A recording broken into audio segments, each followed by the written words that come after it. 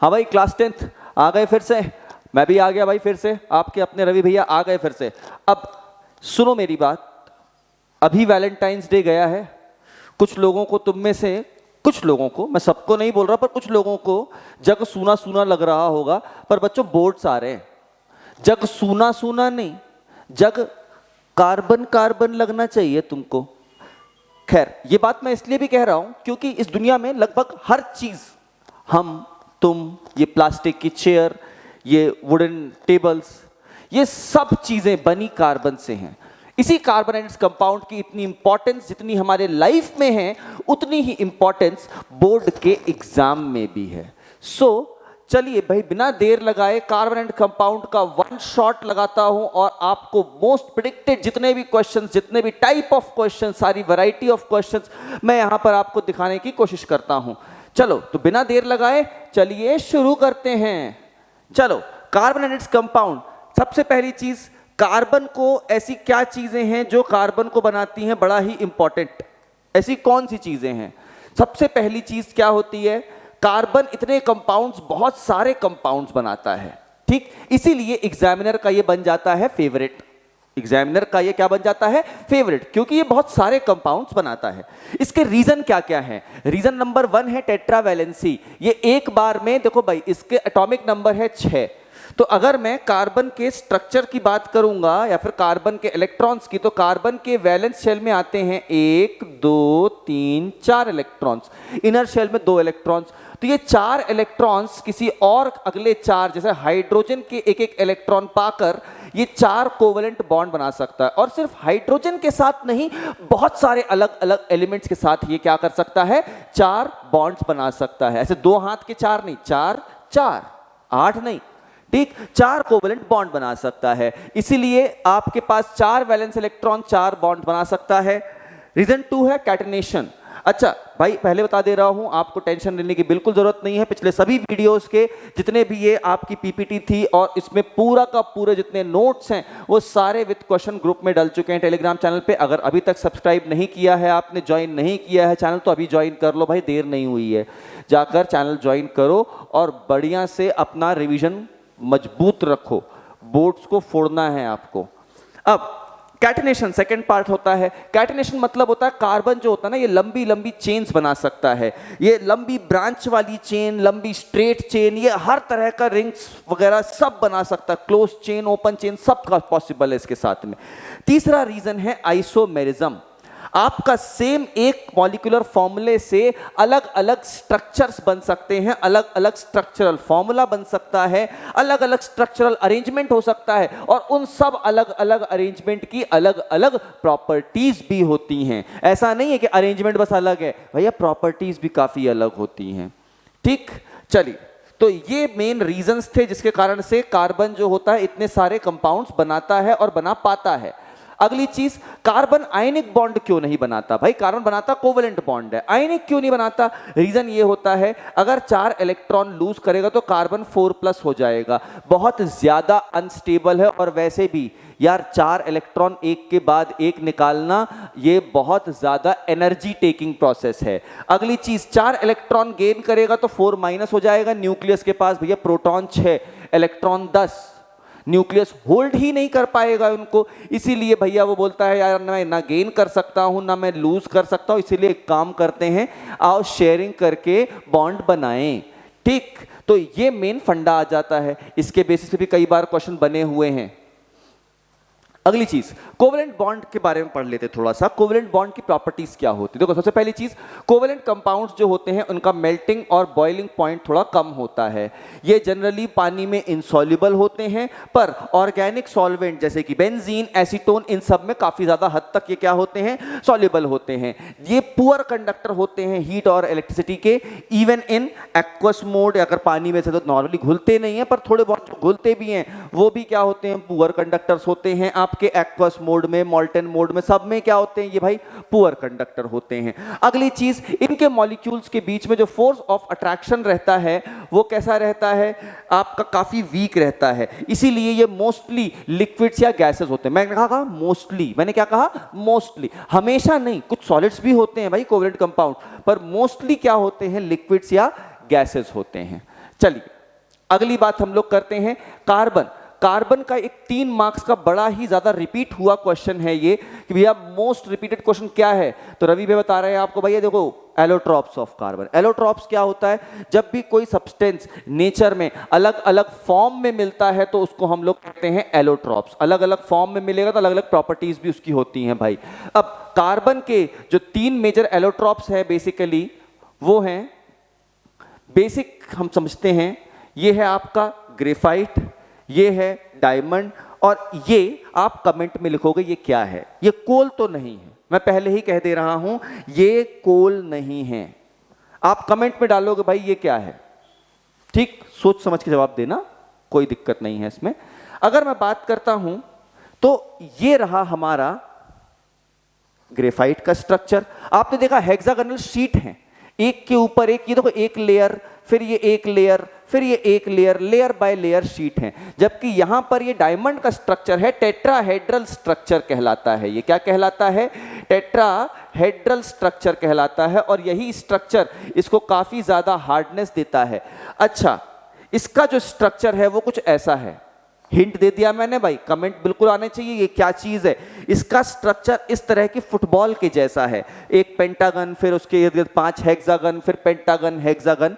Hint दे दिया मैंने, बाकी कमेंट में आपके आंसर आने चाहिए कि क्या चीज है ये। चलो आगे बढ़ते हैं, हम लोग देखो मेन डिफरेंस की बात करते हैं डायमंड और ग्रेफाइट की। ये है स्ट्रक्चर ग्रेफाइट का, ये है स्ट्रक्चर डायमंड का। मेन डिफरेंस क्या होता है, देखो भाई डायमंड कैसा होता है, कलरलेस ट्रांसपेरेंट होता है, उसमें एक्स्ट्रा ऑर्डिनरी ब्रिलियंस होती है। मैंने मेटल नॉन मेटल में भी बताया था, मेटल के जैसे उसमें लस्टर या चमक नहीं होती, उसमें ब्रिलियंस होती है। जब उस पर लाइट पड़ती है तो वह अलग अलग एंगल पे रिफ्लेक्ट और रिफ्रैक्ट कर रहा होता है। अगला होता है ग्रेफाइट, तो ग्रेफाइट ग्रेइश ब्लैक या ओपेक सब्सटेंस होता है।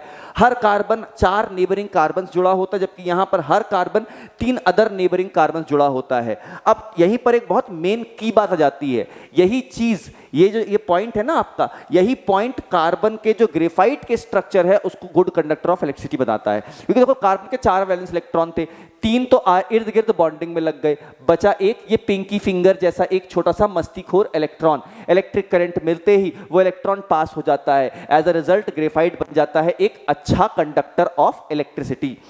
अगली चीज, इसके पास क्या होता है, रिजिड 3D स्ट्रक्चर होता है, जबकि इसके पास शीट लाइक स्ट्रक्चर होता है। ये शीट एक दूसरे के ऊपर स्लिप कर सकती हैं, इसीलिए ग्रेफाइट, पाउडर्ड ग्रेफाइट को ना एक अच्छा हाई क्वालिटी का ल्यूब्रिकेंट की तरह भी कई जगह यूज किया जाता है मशीनरीज में, हाई टेम्परेचर मशीनरीज में। आप इसके लिए एक्सपेरिमेंट कर सकते हो घर पे, आपके पास सबके पास पेंसिल होगी, कहीं पे ऐसे सरफेस पे से घिस देना खूब सारी पेंसिल, ऐसे उंगली में लगाकर चिकना देखोगे, आपका उंगली चिकनी हो जाएगी। ठीक, आगे ये एक्सट्रीमली बेसिकली कह सकते हैं ये इलेक्ट्रिसिटी बिल्कुल कंडक्ट नहीं करता, क्योंकि इसके पास कोई फ्री इलेक्ट्रॉन नहीं है। किसके पास, डायमंड के पास। इसके पास फ्री इलेक्ट्रॉन है, इसीलिए ये इलेक्ट्रिसिटी कंडक्ट करता है। इसके अलावा एक्सट्रीमली हार्ड होता है और हैवी होता है, जबकि ये सॉफ्ट और लाइट होता है एज कंपेयर टू डायमंड। बहुत ज्यादा लाइट नहीं होता है, पर हाँ थोड़ा सा लाइट तो होता है ये। चलिए आगे बढ़ते हैं, टाइप्स ऑफ ऑर्गेनिक कंपाउंड। देखो भाई हाइड्रोकार्बन्स होते हैं, पेट्रोल दिख रहा है आपको। आगे हेलो अल्केन्स होते हैं, ये आपका पानी सा दिख रहा है लेकिन ये पानी नहीं है, ऐसे बहुत सारे सॉल्वेंट्स होते हैं जो यूज किए जाते हैं, हेलो अल्केन्स के बने होते हैं। अगला होता है अल्कोहल, आहा शराब, मजा ही आ गया देख के आज तो, है ना। चलो अगला होता है एल्डिहाइड।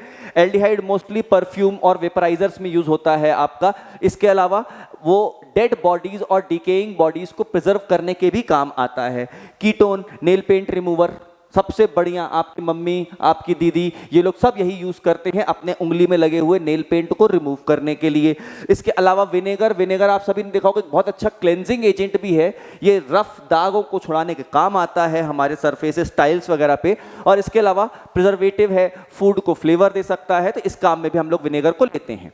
चलिए आगे बढ़ते हैं, सारे ऑर्गेनिक कंपाउंड्स जिसमें हाइड्रोजन होता है अलॉन्ग विथ कार्बन, तो इनको हम लोग क्या कहते हैं, इनको हम लोग कहते हैं पेरेंट कंपाउंड्स। इस कंपाउंड्स को हम लोग एक नाम और देते हैं जिसको क्या कहा जाता है, हाइड्रोकार्बन। देखो ये शब्द निकल कर आया है, हाइड्रोजन प्लस कार्बन से निकल कर आया हुआ है ये शब्द हाइड्रोकार्बन्स। अब अगर मैं इन्हीं हाइड्रोकार्बन के क्लासिफिकेशन की बात करूं तो यहां पर देखो, एक होते हैं ओपन चेन जिसमें ओपन स्ट्रेट चेन होती है, और एक होते हैं क्लोज चेन या फिर रिंग या फिर साइक्लिक हाइड्रोकार्बन्स होते हैं। ओपन चेन फिर से होते हैं सैचुरेटेड और एक होते हैं अनसैचुरेटेड। सैचुरेटेड मतलब जिसमें सिर्फ और सिर्फ सारे बॉन्ड्स एक तरह के हों, सिंगल बॉन्ड्स होते हैं, उनको कहते हैं सैचुरेटेड। अगर डबल या ट्रिपल बॉन्ड लग जाएगा तो वहां पर क्या हो जाएगा, अनसैचुरेटेड हो जाएंगे। तो यहां पर एल्केन है मेन सैचुरेटेड हाइड्रोकार्बन, एल्कीन और एल्काइन ये क्या है हमारे अनसैचुरेटेड हाइड्रोकार्बन। साइक्लिक में अगर हम लोग बात करते हैं तो साइक्लिक में मोस्टली आपके जो अभी सिलेबस में है वो है बेंजीन, थोड़ा बहुत जो आता है, उससे अधिक साइक्लिक आपके अभी बहुत ज्यादा सिलेबस में नहीं है। बेंजीन का स्ट्रक्चर यही बना देता हूं मैं आपके लिए। बेंजीन का ऐसा कुछ स्ट्रक्चर होता है, carbon, double bond carbon, single carbon, double carbon, single bond carbon, double bond carbon and again single bond carbon, और इन सभी में हमारे पास क्या लगा होता है, hydrogen, hydrogen, hydrogen, hydrogen, hydrogen and hydrogen. देखो सारे कार्बन के 4 बॉन्ड पूरे हो गए ना, ठीक है। तो ये एक तरह का हमारे पास क्या हो गया है, बेंजीन, जो आपके सिलेबस में है C6H6 इसका मॉलिक्यूलर फॉर्मूला होता है, और इसके अलावा और ज्यादा आपके सिलेबस में अभी है नहीं। 11th में आओगे तो मैं पढ़ाऊंगा आपको इसके बारे में भी और आगे। चलो आगे बढ़ते हैं हम लोग भाई। देखो एल्केन की बात करते, देखो भाई यहाँ पे एन को मैंने रेड से लिखा है, कुछ तो मतलब होगा इसका। चलो यहाँ दिखाता हूं तुमको मैं, एक होता है एल्कीन और एक होते हैं एल्काइन। डबल बॉन्ड वालों को एल्कीन कहते हैं, ट्रिपल बॉन्ड वालों को एल्काइन कहते हैं। एल्कीन सारे bond single, alkene double bond और एल्काइन ट्रिपल बॉन्ड के होते हैं। अगली चीज जनरल फॉर्मूले की बात करें तो CnH2n+2, CnH2n, और ट्रिपल बॉन्ड में क्या होता है CnH2n-2। कुल मिला के आप एक बहुत बेसिक चीज समझ लो, जब कार्बन से हाइड्रोजन दुगने होंगे तो आपका एल्कीन फैमिली, अगर दुगने से 2 ज्यादा तो एल्केन और 2 कम तो एल्काइन। सिंपल फंडा है, डबल है तो एल्कीन, ज्यादा तो एल्केन, कम तो एल्काइन, सिंपल सा फंडा है, ठीक। तो अब आगे हम लोग बात करते हैं एल्केन में जो एन होता है ये इंडिकेट कर रहा होता है सिंगल बॉन्ड को, इन इंडिकेट करता है डबल बॉन्ड और आइन इंडिकेट करता है ट्रिपल बॉन्ड को। जबकि ये जो एल्क है, elk basically parent carbon chain को रिप्रेजेंट करता है कि आपकी जो कार्बन चेन है वो कितने कार्बन की है, ठीक। इसीलिए इसको हम लोग क्या कहते हैं, रूट वर्ड कहते हैं या वर्ड रूट भी कहते हैं। अब यहां देखो भाई, एक कार्बन के लिए रूट वर्ड क्या होता है, मेथ, 2 के लिए एथ, 3 के लिए प्रोप, 4 के लिए ब्यूट, 5 ये बट नहीं है ये ब्यूट है, 5 के लिए pent, hex, hept, oct, non and 10 carbon के लिए हो जाता है डेक। तो ये यहीं तक आपके काम के हैं, इसके आगे नहीं होते क्या, बिल्कुल होते हैं, अभी तुम्हारे काम के नहीं है इसीलिए बता रहा हूं मैं, इसके आगे भी होता है। चलो अब होमोलोगस सीरीज, होमोलोगस सीरीज सबसे ज्यादा रिपीटेड क्वेश्चन है, कईयों बार आया हुआ है। ये होमोलोगस सीरीज क्या होती है, एक सीरीज ऑफ कार्बन, हाइड्रोकार्बन जो हर सक्सेसिव मेंबर, हर अगला मेंबर पिछले मेंबर से एक मिथाइलिन ग्रुप यानी कि CH2 ग्रुप से डिफर कर रहा होता है। अब इसको समझने के लिए हम थोड़ा आगे चलते हैं। जैसे यहां देखो CH4 ये क्या हो गया, मीथेन, मॉलिक्यूलर वेट कितना है इसका, अगर मैं बोलूं एक कार्बन 12, 4 हाइड्रोजन 4, तो ये हो गया 16। अब अगली चीज, अगर मैं N को 2 रख दूं तो यहां पर क्या हो जाएगा C2H6। भाई देखो CnH2n+2, तो 2 का डबल 4 + 2 यहां पे हो गया 6। ये क्या हो जाएगा हमारे पास, ये हो जाएगा इथेन। मॉलिक्यूलर वेट कितना आएगा इसका आपका, अगर हम देखते हैं तो 30 आएगा। अब जरा डिफरेंस ध्यान देंगे हम लोग, तो यहां पर डिफरेंस 16 और 30 में कितने का डिफरेंस आया, 14 का। 30 और 44 में भी डिफरेंस आएगा 14, 44 और 58 में भी डिफरेंस कितना आएगा 14। तो क्या आप ये चीज देख पा रहे हैं कि हर अगला ग्रुप में और पिछले ग्रुप में अंतर कितना है, एक कार्बन ऐड हो रहा है और 2 हाइड्रोजन ऐड हो रहे हैं, और इसी का अगर मॉलिक्यूलर वेट निकालोगे तो जो डिफरेंस आ रहा है वही आ रहा है 14 का। तो यही हमारी कहला गई होमोलोगस सीरीज। होमो मतलब सेम, लोगस मतलब फैमिली। तो ये सबकी प्रॉपर्टीज जो होती हैं, देखो फिजिकल प्रॉपर्टीज का ग्रेडेशन होता है, लेकिन होमोलोगस सीरीज में केमिकल प्रॉपर्टीज नियरली सिमिलर चल रही होती हैं भाई, ठीक है। ये ध्यान रखना, होमोलोगस सीरीज में फिजिकल प्रॉपर्टीज का ग्रेडेशन होता है, धीरे धीरे करके बढ़ती हैं, घटती हैं, ये सब होता रहता है, लेकिन केमिकल प्रॉपर्टीज परफेक्टली आपकी सेम चल रही होती हैं। चलो आगे बढ़ते हैं हम लोग। फंक्शनल ग्रुप, ये भी एक बहुत इंपॉर्टेंट टॉपिक है। फंक्शनल ग्रुप को हम लोग एक और नाम देते हैं तो कहते हैं हीटेरो एटम्स भी कहते हैं। एक ऐसा एटम या ग्रुप ऑफ एटम जो कार्बन चेन पे लगता है और कार्बन चेन की प्रॉपर्टीज को चेंज कर देता है, इसको हम लोग क्या कहते हैं? फंक्शनल ग्रुप या हीटेरो एटम्स। हीटेरो एटम्स क्यों कहते हैं? Because they are different from carbon. At least one or more element in that group is different from carbon। एक या उससे अधिक ग्रुप ऐसा होता है जो कि कार्बन से अलग होता है, इसीलिए उसको हीटेरो एटम्स कहते हैं। ये हमारे पास, अरे प्रॉपर्टीज, ये तोतला है क्या? प्रॉपर्टीज यार, थोड़ा सा स्पेलिंग मिस्टेक हो गया है, चलेगा। तो ये क्या करता है? जैसे अल्कोहल है, अल्कोहल की अपनी कैरेक्टरिस्टिक प्रॉपर्टी है, एल्डिहाइड की अपनी कैरेक्टरिस्टिक प्रॉपर्टी है। विनेगर खट्टा लगता है, शराब खट्टी नहीं लगती। अच्छा, शराब पीने मत लग जाना कि सर ने कहा स्वाद लेके देखेंगे, नहीं, बिल्कुल नहीं, शराब नहीं पीना, ठीक। तो ये कहलाते हैं हमारे फंक्शनल ग्रुप। अब देखो कौन कौन से फंक्शनल ग्रुप हैं अभी जो आपके सिलेबस में होते बहुत सारे हैं भाई। अभी तुम्हारे सिलेबस में कौन कौन से वो देखते हैं। जैसे पहला है अल्कोहल, दिखता कैसा है? OH, इस तरह का दिखता है। और जैसे CH3 के साथ लग गया OH, methyl alcohol, ethyl alcohol, यही तो होती है शराब। चलो अगला है कार्बोक्सिलिक एसिड, ये दिखता है COOH जैसा, CH3COOH, एसिटिक एसिड, इसी को आप विनेगर भी कहते हैं। Aldehyde C double bond O और H, एसिटेल्डिहाइड या फॉर्मेल्डिहाइड भी कहते हैं इसको। अच्छा, ketone C double bond O, यहाँ पे ये R और ये R डैश। अब भाई याद रखना, ये R और ये R डैश सेम भी हो सकते हैं और अलग अलग भी हो सकते हैं। तो एसीटोन या फिर डाइमिथाइल कीटोन भी कहा जाता है। नेल पेंट रिमूवर है, बहुत कॉमन नेल पेंट रिमूवर है। अब नाम रखना, नॉमेनक्लेचर जो करने का तरीका है वो देने वाली संस्था है हमारी IUPAC। यहाँ पे आपको फुल फॉर्म दिख रहा है, ये फुल फॉर्म किसका है? IUPAC, international union of pure and applied chemistry. इसने अपना एक सिस्टम बनाया है और उस सिस्टम के हिसाब से हम लोग क्या करते हैं, किसी भी ऑर्गेनिक कंपाउंड का नाम रख रहे होते हैं। अब जब नाम रखने की बारी आती है तो भाई क्या होता है? पहले हमको देखना होता है रूट वर्ड। मैंने अभी सिखाया आपको, जितने कार्बन होंगे कार्बन के स्केलेटन चेन में, उसके हिसाब से रूट वर्ड। एक कार्बन है तो मेथ, 2 है तो eth, 3 prop, 4 but, 5 pent, 6 hex, 7 hept, 8 oct. तो ये चलता है हमारा रूट वर्ड।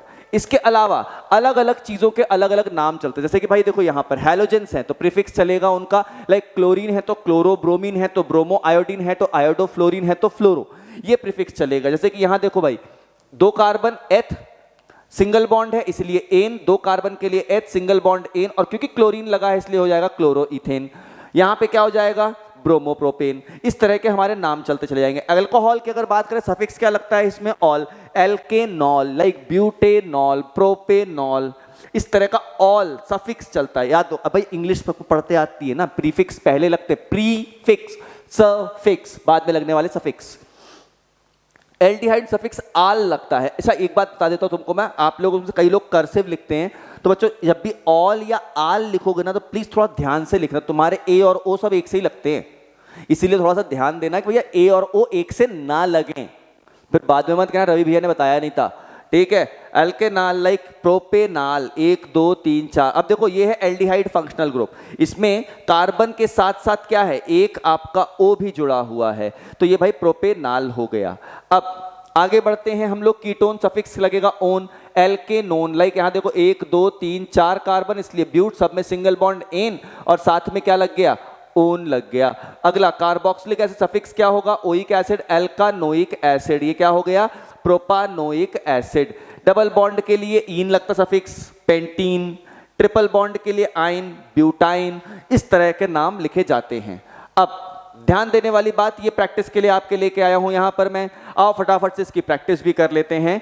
अब यहां देखो, पहले इनका नाम लिखने की प्रैक्टिस करते हैं, फिर आइसोमर्स के बारे में बात करेंगे। पहले यहां देखो कितने कार्बन है, 1 2 3 4 5, इसका नाम क्या होगा? पेंटेन। अब यहां ध्यान दीजिए, यहां पर पेरेंट चेन में आपके पास 1 2 3 4 कार्बन है और ये साइड चेन है, तो नंबरिंग कर लेते हैं 1 2 3 4। अब बोलो सर भैया आपने राइट से नंबरिंग क्यों करी, लेफ्ट से क्यों नहीं करी? तो भैया राइट से नंबरिंग इसलिए की बच्चों मैंने, क्योंकि यार देखो 1 टू, यहां से ये वाला जो साइड चेन वाला ग्रुप है ना पास पड़ रहा है, and near so dear and far so बेकार। सिंपल सा फंडा है।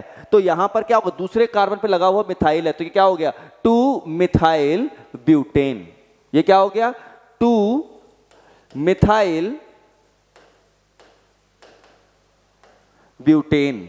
अब यहां देखो तो यहां पेरेंट चेन में भैया 3 ही कार्बन है, तो 3 कार्बन के बाद यहां पर क्या होगा, 2 पे 2 बार मिथाइल लगा है, इसीलिए होगा ये 2 डाई मिथाइल। पेरेंट चेन में 3 कार्बन, इसीलिए प्रोपेन। अब तुमने एक चीज नोटिस करी क्या, तुम जरा फटाफट से काउंट करो, सभी में कुल कार्बन, पेरेंट चेन एनर्जी सब मिलाकर कुल कार्बन कितने हैं, 5, और कुल हाइड्रोजन कितने हैं, 12। आओ गिन देता हूं, 1 2 3 4 5 6 7 8 9 10 11 12। कहीं भी गिन लो, कहीं भी लो, मैं अलग हो जाता हूं भाई, कहीं भी गिन लो, 5 कार्बन 12 हाइड्रोजन। तो क्या मैं ये कह सकता हूं सबके मॉलिक्यूलर फॉर्मूले सेम है, बस ये स्ट्रक्चर अलग अलग हैं। इन्हीं को हम लोग कहते हैं isomers. Compounds having same molecular formula but different structural arrangements are called as isomers. इन्हीं को हम लोग कहते हैं आइसोमर्स। इसके बारे में शुरुआत में बात करी थी मैंने। और ये सबकी प्रॉपर्टीज अलग अलग हैं, मॉलिक्यूलर फॉर्मूला सेम होने के बावजूद सबकी प्रॉपर्टीज अलग अलग है, सबके सब अलग अलग कंपाउंड्स हैं। इसीलिए कार्बन के पास वैरायटी ऑफ कंपाउंड ज्यादा है, इसीलिए इसको पूरा अलग से पढ़ना पड़ता है। और क्योंकि ये नेचर में हर लिविंग और non living organism, mostly living में तो खासकर, नॉन लिविंग तो बनाई जाती हैं, पर लिविंग ऑर्गेनिज्म में सब में पाया जाता है, इसीलिए इसको हम लोग कहते हैं ऑर्गेनिक केमिस्ट्री। ठीक, क्योंकि ऑर्गेनिजम्स में मिलता है ये। चलिए अब आओ कुछ प्रैक्टिस करते हैं। ये देखो 1 2 3 4 अभी सिखाया मैंने। पेरेंट ग्रुप में 4 कार्बन, 1 2 3 4। किसी को फिर से डाउट हो रहा है तो बता देता हूं भाई, देखो राइट से नंबरिंग किया क्योंकि से OH यहां से पास पड़ रहा है, तो ये क्या हो जाएगा, ब्यूटेन टू ऑल। ठीक, अब यहां देखो अगेन 4 कार्बन, 1 2 3 4। नंबरिंग यहां से क्यों करी, डबल बॉन्ड पास पड़ रहा है, सो इट इज ब्यूटीन। यहां पर देखेंगे हम लोग, चलो इसको पहले देख लेते हैं, HCOOH, ये क्या होगा, मेथेनोइक एसिड।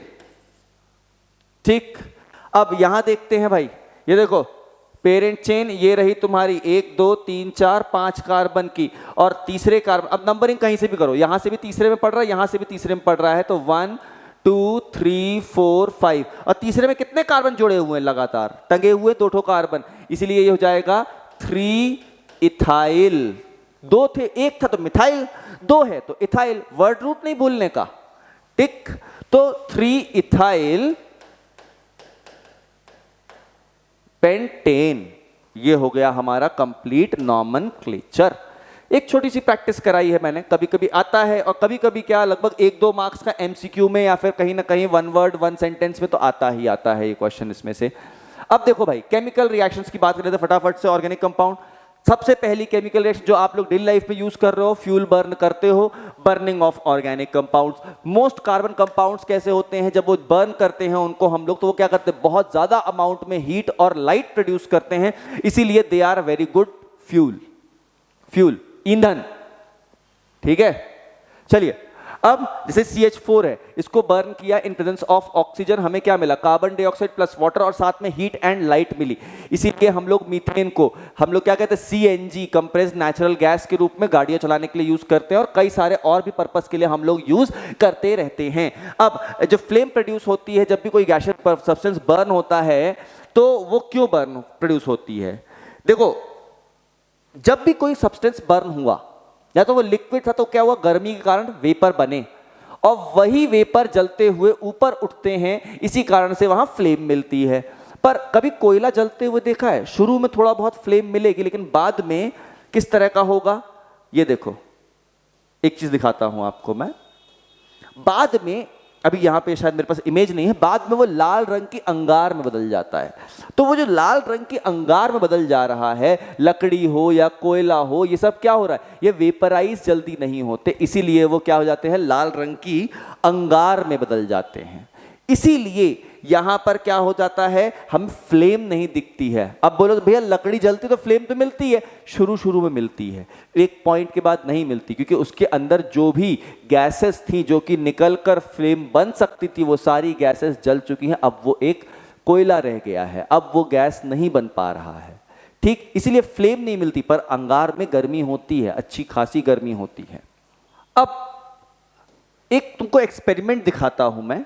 यहां देखो, हमने यहां पर एक स्पैचुला लिया हुआ है और उसमें डाला saturated hydrocarbon, like alkane alkene alkane family वाले डाले हुए, एल्कीन एल्काइन नहीं डाला हुआ है।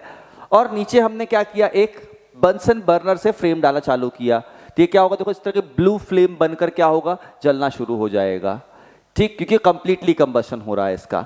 अब अगर यहीं पर मैंने अनसैचुरेटेड हाइड्रोकार्बन डाला तो यहां पर क्या होगा, अब जो इसकी फ्लेम बनेगी ब्लैक एंड सूटी फ्लेम बनेगी, मतलब काले रंग का धुआं भी निकलेगा और येलो कलर की इस तरह की फ्लेम बनेगी हमारी।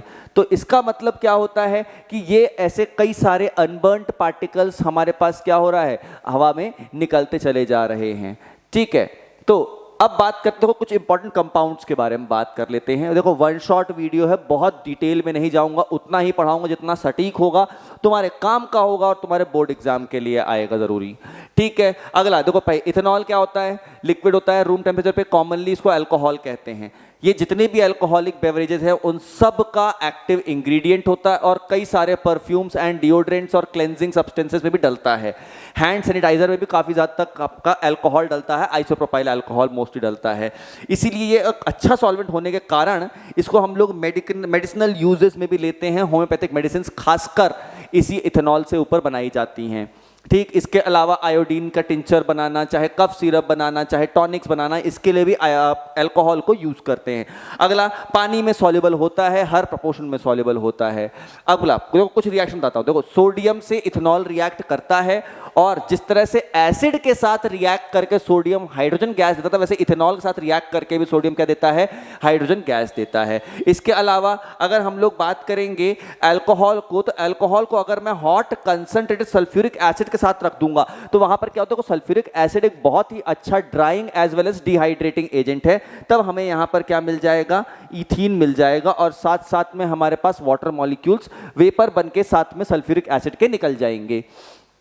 इथेनॉल की अगर हम लोग बात करें तो इथेनॉल को हम लोग ऑक्सीडाइज भी कर सकते हैं, एसिडिफाइड K2Cr2O7 यूज करो या फिर एल्कलाइन KMnO4, ये एक बहुत ही अच्छा ऑक्सीडाइजिंग एजेंट होता है। एल्कलाइन KMnO4, वैसे तो मैं इसको कमीनो4 बोलता हूं, पर हाँ KMnO4 याद करने में आसान हो जाता है, कमीनो4 है, ये 4 गुना कमीना है, ठीक है। ये अल्कोहल को बहुत बढ़िया तरीके से ऑक्सीडाइज कर सकता है, तो ये क्या बन जाता है, इथेनोइक एसिड बन जाता है यहां से हमारा।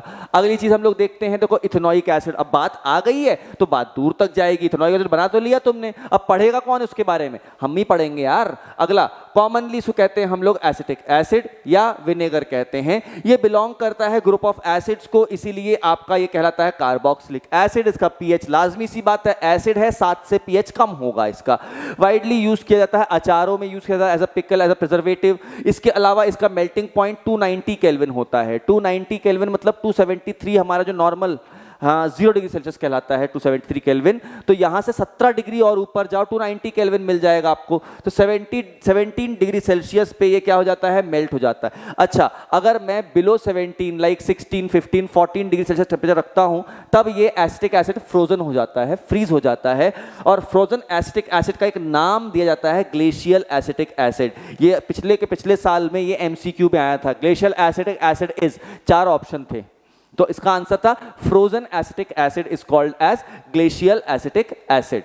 अब एक बहुत ही इंपॉर्टेंट 3 मार्क्स की रिएक्शन बताता हूं आपको मैं, एस्टरिफिकेशन।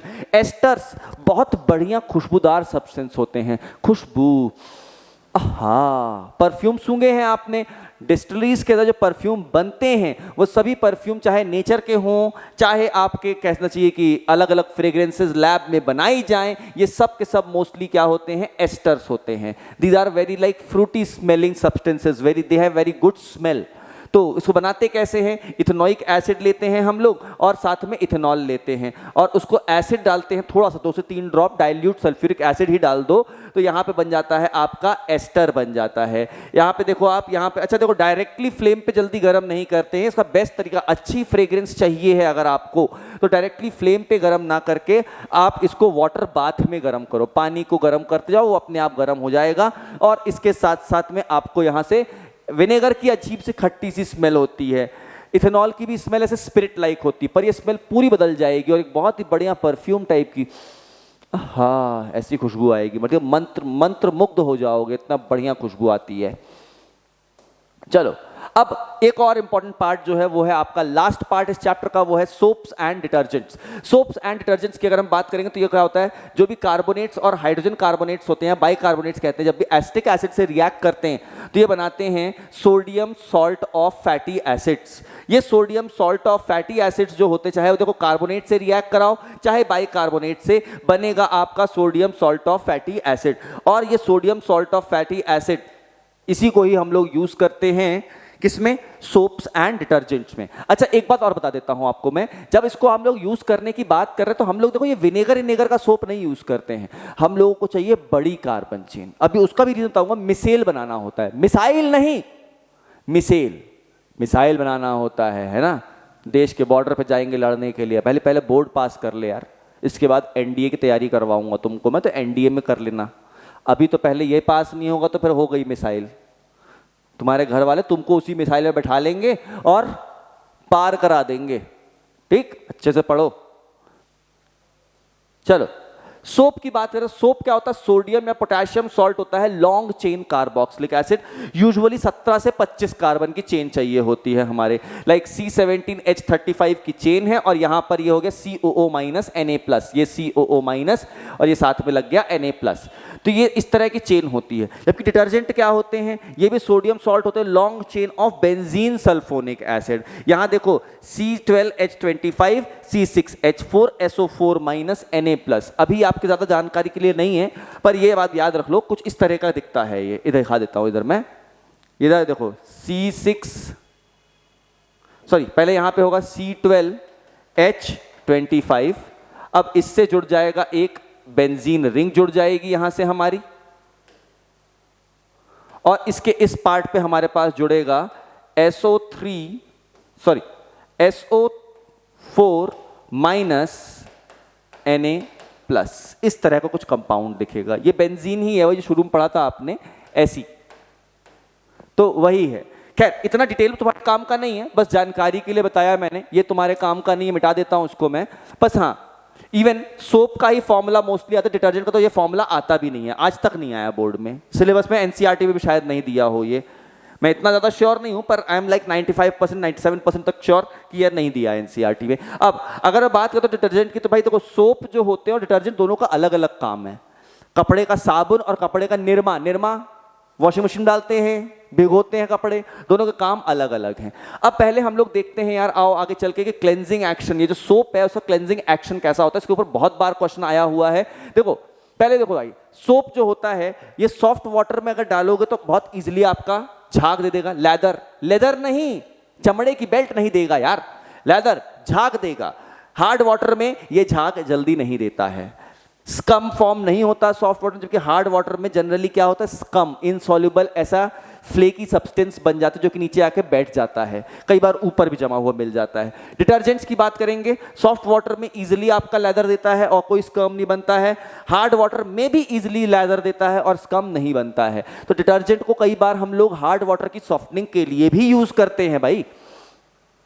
अब यहां देखिए, सबसे पहली चीज जो होती है यहां पर, सोप काम कैसे करता है उसको समझने के लिए आपको समझना पड़ेगा मिसेल्स को। फिर वही बताया ना, मिसाइल नहीं micelle, this is the spelling. मैंने कई बार जब मैं बीच में शुरू में जब मैं बोर्ड की कॉपीज चेक कर रहा था, कई बच्चे मिसाइल लिख देते थे, मिसाइल, सोप फॉर्म्स मिसाइल, हाँ सोप से मिसाइल बनाया और पाकिस्तान उड़ा दिया, पागल कहीं के। चलो मिसेल, प्लीज स्पेलिंग ध्यान दीजिए।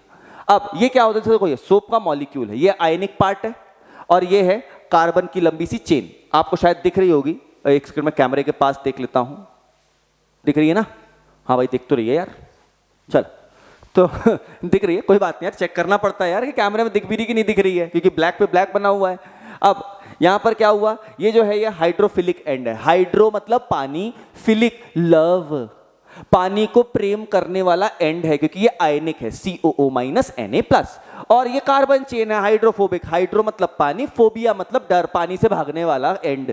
अब जैसे ही हम लोग इसको डालते हैं पानी में, तो ये क्या होता है, ये हाइड्रोफिलिक एंड जो है ये पानी में घुल जाता है, और हाइड्रोफोबिक एंड सारे छुप के एक साथ बैठ जाते हैं। ये जब एक साथ बैठते हैं तो इस तरह का एक मॉलिक्यूल बनाते हैं। इसी मॉलिक्यूल को हम लोग क्या कहते हैं, मिसेल कहते हैं। इसको क्या कहते हैं हम लोग, इसी को हम लोग कहते हैं मिसेल। अब मान लो कोई ऑयल ड्रॉपलेट है, एक सेकेंड बैक करो पहले, ये है मिसेल। अब मान लो कोई कपड़े में लगा हुआ दाग है, ऑयल ड्रॉपलेट, वो क्या होगा, ये इसी के बीच में आके ट्रैप हो जाएगा, क्योंकि अगेन तेल पानी में नहीं घुलता, लेकिन ऑर्गेनिक कंपाउंड में, ऑर्गेनिक सॉल्वेंट बहुत बढ़िया तरीके से घुल जाता है, इसीलिए यहाँ पे घुल जाएगा, इसके बीच में ट्रैप हो जाएगा और कपड़ों से दूर हट जाएगा वो तेल। आप फेंकोगे पानी तो बढ़िया से चला जाएगा वो चीज उसके साथ, सोप के साथ। चलो अब इसकी एक बहुत अच्छा सा मैं डायग्रामेटिक एक्सप्लेनेशन लेकर आया हूं, ध्यान देना। ठीक, यहां देखो, जैसे मान लिया कपड़ा है, ब्लू कलर का कपड़ा है, इसके ऊपर ग्रीस या डर्ट लगी हुई है। ये देखो हाइड्रोफिलिक एंड जो है वो सारे पानी में घुले हुए, ये जो गैप दिख रहे हैं वो हाइड्रोफिलिक एंड है, सॉरी हाइड्रोफोबिक एंड है। और जो ये भरे भरे दिख रहे हैं, ये पेपर पेन का मैंने एग्जांपल टाइप का लिया है, पर ये वाला जो पार्ट है जो भरा हुआ दिख रहा है, ये हाइड्रोफिलिक एंड है, पानी में घुला रहेगा। और ये जो खाली खाली से पार्ट दिख रहे हैं वो हाइड्रोफोबिक एंड है। ये सारे हाइड्रोफोबिक एंड आकर इसी ऑयल की ड्रॉपलेट या जो ग्रीस या डर्ट की ड्रॉपलेट है इसके ऊपर आकर जमने लगेंगे। इससे क्या होगा, आपका जो भी टेल वाला एंड है वो आपके कपड़ों में लगी हुई ग्रीस, डर्ट, इन सब से क्या होगा, ऐसे अटैच हो जाएगा। इसके बाद क्या होगा, थर्ड स्टेप में ये आपके क्या करेगा, जैसे हमने लगातार कपड़े रगड़े या वॉशिंग मशीन में कपड़े लगातार बार बार घूमे, तो इससे क्या होगा, ये जो ग्रीस वगैरह है ये सब उठ के चला जाएगा, उठने लगेगा। और एज अ रिजल्ट क्या होगा, इसको जितने भी आपके ऑयल वगैरह है उसको वो खींचना चालू कर देगा। ठीक, अगली चीज, ये पूरी की पूरी ऑयल ड्रॉपलेट अब देखो कपड़े से हट चुकी है और ज्यादातर इसके इर्द गिर्द ये वाले पार्ट आके लग चुके हैं, हाइड्रोफोबिक वाले, कार्बन चेन वाले। एज अ रिजल्ट क्या होगा, ये सारा का सारा कपड़े से उठा ले गए और कपड़ा हमारा हो गया एकदम बढ़िया, स्वच्छ, साफ।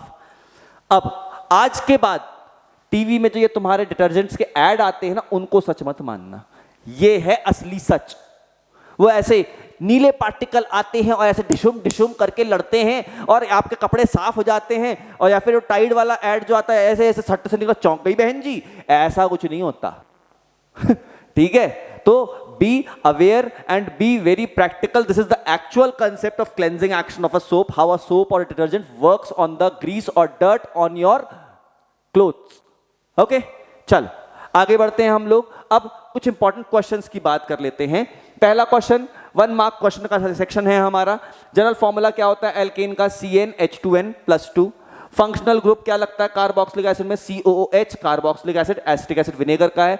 विच allotrope conducts electricity of carbon, answer है ग्रेफाइट। भाई मैं बार बार पहले भी वीडियो में कह चुका हूं, अभी फिर कह रहा हूं, ऐसे लिख के नहीं आना, ये तुमको समझाने के लिए कर रहा हूं। आंसर है allotrope of carbon that can conduct electricity is called as graphite, ऐसे आंसर लिखना है। ब्रोमीन वाटर डीकलराइज करता है in presence of unsaturated hydrocarbon. हाँ, ये एक पार्ट था जो कि मैंने खासकर यहां के लिए रखा था, वहां पे मैंने छोड़ दिया था। इसको हम लोग कहते हैं टेस्ट फॉर अनसैचुरेशन। यहां पर क्या होता है, देखो भाई, जो ब्रोमीन वाटर होता है ये आपका रेडिश ब्राउन कलर का होता है। तो जैसे मैंने यहां पे मीथेन, ये सैचुरेटेड हाइड्रोकार्बन है, इसमें अगर मैंने ब्रोमीन वाटर यूज किया, Br2 लिक्विड, ये रेड ब्राउन कलर का है,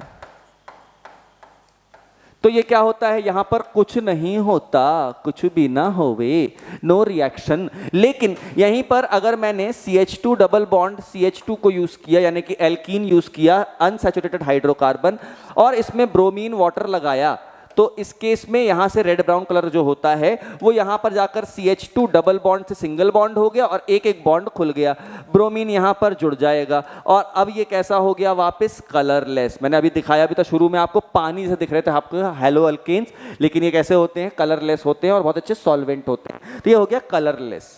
तो इसको कहते हैं टेस्ट फॉर अनसैचुरेशन। एल्कीन और एल्काइन ही ये टेस्ट देंगे, एल्केन ये टेस्ट नहीं दे सकते। तो एक ये बहुत इंपॉर्टेंट बात हो जाती है, इसीलिए मैंने यहाँ पर इसको बचा के रखा हुआ था। कभी कभी आता है, बहुत ज़्यादा आता नहीं है, पर आता है तो कभी कभी आ जाता है। अगली चीज, होमोलोगस सीरीज मेंबर कैसे डिफर करते हैं? आंसर है CH2 यूनिट से या फिर 14 यूनिफाइड के आपके मॉलिक्यूलर मास से डिफर करते हैं। अगली चीज, अब बात करते हैं 2 मार्क्स क्वेश्चन की। Define catenation, why does carbon show it? Catenation क्या होता है? Ability to form long continuous chains and branches. तो यहां पर क्या होता है, अदर कार्बन एटम साथ शो करते हैं। कार्बन कैटेनेशन शो इसलिए करता है क्योंकि ये 4 कोवेलेंट बॉन्ड, फिर वही बात, 4 4 8 नहीं, 4 कोवेलेंट बॉन्ड बना सकता है, right. 2 properties of covalent compound, पहला होता है low melting and boiling point होता है, और पुअर कंडक्टर्स ऑफ इलेक्ट्रिसिटी होता है। पीछे हमने और भी लिखी हुई, कोई अच्छा लगे तो आप वो लिख सकते हो, right. Reaction with ethanol with sodium, अब देखो मेनली गलती लोग यही करते हैं, इस रिएक्शन को लोग ऐसे ही लिख के चले आते हैं। आप ऐसे मत लिखिए, आप लिखिए when ethanol reacts with sodium it forms sodium ethoxide and hydrogen gas is release. अगर सोडियम इथॉक्साइड नाम याद नहीं आए तो आप ये भी लिख सकते हो when sodium reacts with ethanol hydrogen gas is release, और फिर ये रिएक्शन लिखिए, इसको कहते हैं सोडियम इथॉक्साइड। सोडियम इथॉक्साइड, मैं कहता हूं नहीं याद आए नाम कोई बात नहीं बॉस, लेकिन ये लिखना जरूर है आपको। चलिए आगे बढ़ते हैं हम लोग। अब अगली चीज, what happens when ethanoic acid reacts with sodium bicarbonate? Again वही रिएक्शन जो कोई भी एसिड कार्बोनेट या बाइकार्बोनेट से रिएक्ट करेगा, कार्बन डाइऑक्साइड गैस रिलीज करेगा, ये भी करेगा। गैस कौन सी इवॉल्व होगी? Carbon dioxide. Give 2 differences between saturated and unsaturated hydrocarbon. Saturated में क्या होता है? It has single bonds, unsaturated में डबल और triple bond. It does not decolourise bromine, it डीकलराइजेस bromine. ये मेन टेस्ट है आपके, चाहो तो इसके नीचे इसकी एक रिएक्शन और इसके नीचे इसकी एक रिएक्शन लिख देना, जो पीछे बताई थी मैंने, तो ये मस्त तुम्हारा हो गया काम। चलो अगला देखते हैं भाई, 3 मार्क्स क्वेश्चन क्या क्या आ सकते हैं इस चैप्टर से। तो देखो, explain cleansing action of soap with diagram explanation. Soap molecule में देखो 2 एंड होते हैं, हाइड्रोफिलिक एंड वाटर लविंग। आपको अब डायग्राम के थ्रू बताना पड़ेगा, हाइड्रोफोबिक टेल ऑयल लविंग या water hating. Hydrophobic tell attach होता है ग्रीस पे और हाइड्रोफिलिक हेड रिमेन होता है वाटर में। इससे क्या बनता है? मिसेल। मिसाइल नहीं लिखना, micelle. Dirt gets washed away. अब डायग्राम कौन सा बनाना है आपको? ये ऊपर वाला पहला डायग्राम ये वाला बनेगा, हाइड्रोफोबिक एंड हाइड्रोफिलिक एंड ये वाला। दूसरा डायग्राम अब आप ये है कि आप इसको बना सकते हैं, ये है मिसेल का डायग्राम। इस पूरे में मेन जो खेल है वो मिसेल का खेल है, आप ये वाला डायग्राम भी यूज कर सकते हो। और हाँ, इस वाले डायग्राम को अगर आप बनाकर आए तो बॉस तुम्हारे ना नंबर हो गए पक्के। अगर ज्यादा नंबर में आया, लाइक 3 4 मार्क्स या 5 मार्क्स में आया, तो भाई बनाना ही बनाना, इसको छोड़ के मत आना। इस डायग्राम को दिमाग में बसा लो, 2 बार नहीं 10 बार देखो रिपीट कर करके, लेकिन इस डायग्राम को बनाकर ही आना। तो ये डायग्राम के बिना ये क्वेश्चन अधूरा है। 3 मार्क्स में भी वो डायग्राम अगर समय है और जगह है तो बना दो चुपचाप से। Difference between diamond and graphite, diamond hard होता है, ग्रेफाइट सॉफ्ट होता है। इसका 3D टेट्राहेड्रल स्ट्रक्चर होता है, इसका हेक्सागोनल लेयर्ड स्ट्रक्चर होता है। ये does not conduct electricity, it is a good conductor of electricity. अच्छे से लिखना फ्रेम करके प्लीज, मैं शॉर्ट में लिखा हुआ, जगह कम है मेरे पास, तुम बढ़िया से फ्रेम करके लिखना। अगली चीज, what is homologous series? Give example. ये बहुत बार आया हुआ है और इस बार फिर आएगा, लिख के रखवा लो मेरे से भाई तुम। एक सीरीज होती है ऑर्गेनिक कंपाउंड जिसमें सेम फंक्शनल ग्रुप होता है और जनरल फॉर्मूला भी सेम होता है, और सक्सेसिव मेंबर जो होते हैं वो पिछले मेंबर से CH2 ग्रुप से डिफर करते हैं, वो कहलाते हैं हमारे होमोलोगस सीरीज। जैसे कि भाई मीथेन, इथेन, प्रोपेन, ये होमोलोगस सीरीज है। What is esterification reaction? When carboxylic acid reacts with ethanol और alcohol in presence of acidic medium, it releases ester which is a very fruity smelling substance। ऐसा लिखना है, फिर आपको इस तरह की रिएक्शन और इस रिएक्शन को लिखना है। ये वर्ड रिएक्शन है, ये आपकी बैलेंस्ड केमिकल रिएक्शन है, ये दोनों लिखनी है अलोंग विद जो मैंने थ्योरी अभी बताई। ठीक, अगली चीज, why carbon forms covalent bond? इसके पास 4 वैलेंस इलेक्ट्रॉन है, ना वो 4 लूज कर सकता है ना वो 4 गेन कर सकता है। इसमें भी आपको यहां पे जो मैंने बताया हुआ ना, इस तरह का पूरा पार्ट लिखिएगा आप। कहां गया ये? अगर 4 इलेक्ट्रॉन लूज करेगा तो C4+ highly unstable. If it gains 4 electron, C4- nucleus can not hold 4 extra electrons, that's why it prefers sharing and forms covalent bonds. इस तरह से आपको इंग्लिश लिखनी होगी। You know English? I are very good English, heavy English, intelligents, okay भाई, मेरी English ठीक ठाक है, फिर भी इतनी बढ़िया इंग्लिश बोली मैंने, तुमको पसंद नहीं आई क्या? हाँ चलो, describe properties of covalent bond. देखो पहली चीज, low melting and boiling point, पीछे लिखा हुआ था हमने, insoluble in water but soluble in organic solvents, poor conductor of heat and electricity, usually liquid होते हैं या फिर गैसेस होते हैं क्योंकि इनका वीक फोर्स ऑफ अट्रैक्शन होता है, कभी कभी सॉलिड भी होते हैं। अगला, write chemical properties of ethanoic acid. पहला, reaction with sodium hydrogen gas release करेगा, रिएक्शन विद बाइकार्बोनेट वो क्या करेगा आपका, acetic acid plus bicarbonate sodium acetate बनाएगा, कार्बन डाइऑक्साइड और वाटर। चाहो तो यहीं पे सोडियम कार्बोनेट भी लिख सकते हो, जितना फैला पाओ उतना बढ़िया फैलाओ, कोई दिक्कत नहीं है। और एस्टरिफिकेशन रिएक्शन ये अभी लिखी थी हमने, ये रिएक्शन भी साथ में लिखनी है, ये मेन रिएक्शन है, ये बहुत इंपॉर्टेंट रिएक्शन है, उस पॉइंट पे आपको जरूर लिखनी चाहिए एस्टरिफिकेशन रिएक्शन, इसलिए मैंने यहाँ पे जगह छोड़ दी है, बाकी आपको वहीं से वहीं सेम टू सेम लिखनी चाहिए। अब ये सर जगह नहीं छूटी हुई थी, चलो अच्छी बात है यार, एनिमेशन में आ गई है कोई बात नहीं। तो ये इन प्रेजेंस ऑफ एसिड ये बन जाएगा एस्टर। अच्छा, एस्टर जब भी लिखो तो एक चीज और लिखना हमेशा यहां पर, फ्रूटी ओडर। ओडर तो लिख लें दो, तब आगे बढ़ेंगे। फ्रूटी ओडर, बढ़िया खुशबू आती है। अब competency based question, compound A has formula C3H6, identify the type of compound। C3H6, CnH2n unsaturated compound है, इसका नाम है alkene। A liquid turns blue litmus red and gives brisk effervescence with NaHCO3, answer है ethanoic acid या vinegar. ठीक, क्योंकि acid है, blue litmus को रेड करेगा कौन, एसिड। विनेगर के साथ सोडियम बाइकार्बोनेट के साथ कार्बन डाइऑक्साइड का एफरवेसेंस कौन देगा, एसिड। अगली चीज, why detergents work better in hard water, because ये कोई भी इनसॉल्युबल स्कम पार्टिकल्स नहीं बनाते हैं, इसलिए आपका कैल्शियम मैग्नीशियम सॉल्ट के साथ मिल जाते हैं ये, और स्कम बिल्कुल नहीं बनाते, इसलिए बहुत अच्छी तरह से वर्क करते हैं हार्ड वाटर में। Why diamond does not conduct electricity, answer है अभी बताया मैंने आपको, उसके चारों बॉन्ड टेट्राहेड्रल स्ट्रक्चर में जुड़े हुए, कोई भी इलेक्ट्रॉन खाली नहीं है, जबकि ग्रेफाइट में क्या होता है, एक इलेक्ट्रॉन खाली होता है, इसलिए वो बहुत बढ़िया कंडक्टर बन जाता है आपका इलेक्ट्रिक करंट का। अगला, why unsaturated hydrocarbons are most reactive, answer है due to presence of multiple bond, double या ट्रिपल बॉन्ड होते हैं, इसी कारण से क्या होता है, काफी ज्यादा रिएक्टिव हो जाते हैं। अगला, केस स्टडी की बात कर लेते हैं, देखो एक सोप और क्लेंजिंग, रवि, अरे रवि भैया ने ऑब्जर्व किया, इसलिए मैंने अपना नाम लिखा, रवि भैया ने ऑब्जर्व किया। क्या ऑब्जर्व किया, ये इतना ऑब्जर्व किया कि साबुन जो है वो हार्ड वाटर में झाग नहीं देता, इसीलिए उसके टीचर ने उनको बताया, मेरे भी टीचर जो थे उन्होंने मुझे बताया कि यार इससे क्या हो रहा है, यहाँ पर मिसेल फॉर्मेशन ढंग से नहीं हो पा रहा है, क्योंकि कैल्शियम और मैग्नीशियम सॉल्ट जो हार्ड वाटर में है वो सोप के साथ मिलकर स्कम बना दे रहे हैं। अब why soap does not work well in hard water, क्योंकि ये इनसॉल्युबल प्रेसिपिटेट बनाता है कैल्शियम और मैग्नीशियम को, हम लोग क्या कहते हैं, स्कम कहते हैं। What is micelle, cluster of soap molecules formed in the water where hydrophobic ends accumulate themselves surrounded by hydrophilic end which keep them dissolved in the water। ठीक है। अच्छा, which part of soap attaches to oil, answer है hydrophobic tail gets attached to the oil। Why detergents are better, because ये do not form scum, they do not form scum in hard water, इसलिए ये क्या हो जाते हैं, काफी ज्यादा बेटर हो जाते हैं। अगला, ऑर्गेनिक कंपाउंड की testing, a compound decolourise bromine water, what does it indicate, ये क्या इंडिकेट करता है, ये अनसैचुरेटेड हाइड्रोकार्बन है, एल्कीन या एल्काइन फैमिली का है भाई। अब अगली चीज, write general formula of alkene CnH2n।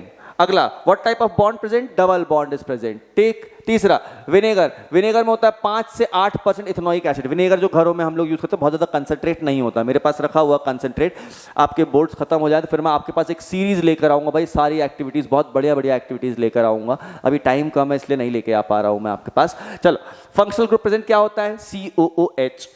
अच्छा, reaction with NaHCO3 which gas, carbon dioxide gas देती है। Nature of solution, acidic, pH less than 7। अब देखो, बहुत हाई प्रोबेबिलिटी 2026 के बोर्ड क्वेश्चन की क्या है, पहला क्लेंजिंग एक्शन ऑफ सोप, मैं कह रहा हूं कि यार 90% चांस तो है इन टॉपिक्स के आने के, सभी के। अगला, एस्टरिफिकेशन रिएक्शन आती ही आती है, कई बार आई हुई है। इथेनोइक एसिड की रिएक्शन क्या क्या होती है, like reaction with sodium metal, sodium carbonate, bicarbonate, esterification सब लिखनी होगी आपको। डायमंड और ग्रेफाइट के डिफरेंसेस। अगली चीज, होमोलोगस सीरीज और उसकी डेफिनेशन। ये सारे टॉपिक भाई बिना भूले, कुछ करो ना करो, ये टॉपिक जरूर कर लेना। इसी के साथ इस वीडियो का भी मैं समाप्त करता हूं। इसी के साथ में आपका पूरा का पूरा केमिस्ट्री का पार्ट हो गया है खत्म। अब फिजिक्स का पार्ट आना चालू हो जाएगा आपका इसी चैनल पे। सब्सक्राइब करो, शेयर करो अपने दोस्तों के साथ, और अगर मेरी वीडियो अच्छी लगी है तो लाइक कर देना भाई। और हाँ, याद है ना, शुरू में एक क्वेश्चन पूछा था मैंने, वो चीज क्या है? एक बार और दिखा देता हूं आपको मैं, एक बार देख लो फटाफट से, वो चीज क्या है तुमको बतानी है। ये चीज, ये सब्सटेंस क्या है, ये सब्सटेंस क्या है, तुम कमेंट में करो। और भी कोई टॉपिक है या कोई और ऐसा चीज है जो कि तुमको लगती है कि नहीं सर हमको ये वाला चीज या ये टॉपिक चाहिए है, आप प्लीज मुझे कमेंट करिए, आपकी डिमांड बिल्कुल पूरी करूंगा यार। लाइक करो, शेयर करो, सब्सक्राइब करो यूट्यूब चैनल को, जिससे कि मुझे भी मोटिवेशन मिलेगा कि यार मैं अपने बच्चों के लिए कुछ बहुत अच्छा कर पा रहा हूं।